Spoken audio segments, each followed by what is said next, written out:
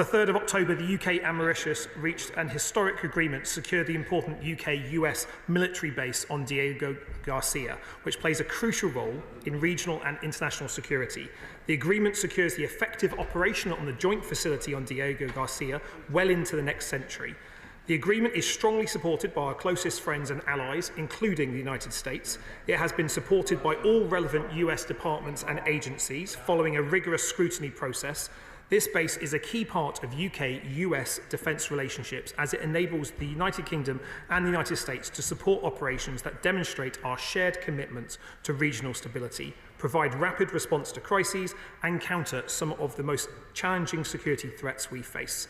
The President of the United States applauded the agreement. I quote him directly, "It is a clear demonstration that through diplomacy and partnership, countries can overcome long-standing historical challenges to reach peaceful and mutually beneficial outcomes." Several other countries and organisations, including India, the African Union, the UN Secretary-General and others, have welcomed and applauded this historic political agreement. Our primary goal throughout these negotiations, which started over 2 years ago under the previous government, was to protect the joint UK-US military base on Diego Garcia. There will be clear commitment in the treaty to robust security arrangements, including arrangements preventing the presence of foreign security forces on the outer islands so that the base can continue to operate securely and effectively.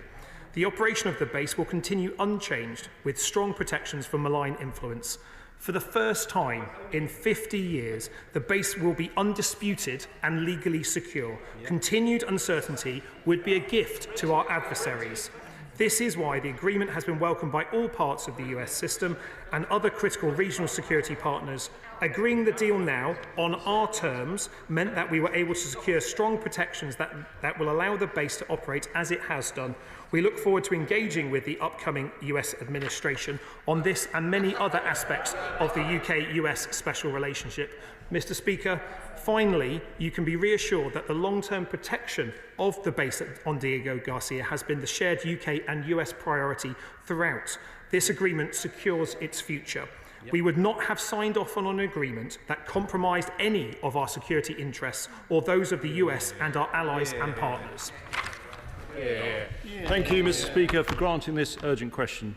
At a time when we face the most challenging military threats for years, surely our top priority should be to preserve the strongest possible US-UK relations, given this is so vital to our national security. And yet, it appears that the government is seeking to agree a deal surrendering the sovereignty of the Chagos Islands before President Trump is formally in post.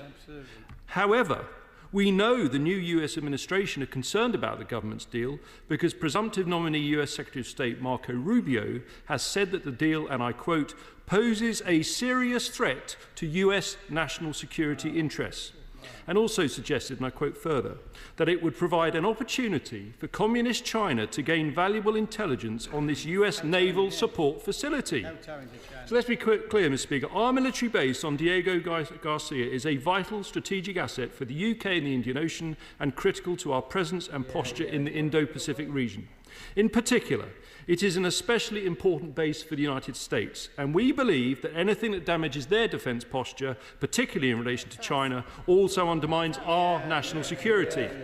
And now we understand that the new Mauritius government has launched a review of the deal, Mr. Speaker.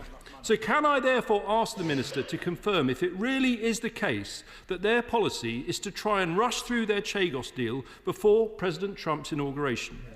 Does he not see how that would be hugely disrespectful to the new administration and President Trump's democratic mandate?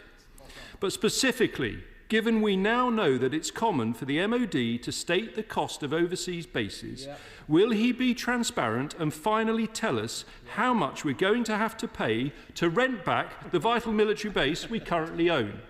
And finally, Mr. Speaker, whilst we would prefer the government to cancel the whole deal, at the very least, will he pause any further ratification until the new US administration is in place and the Mauritius government have concluded their review?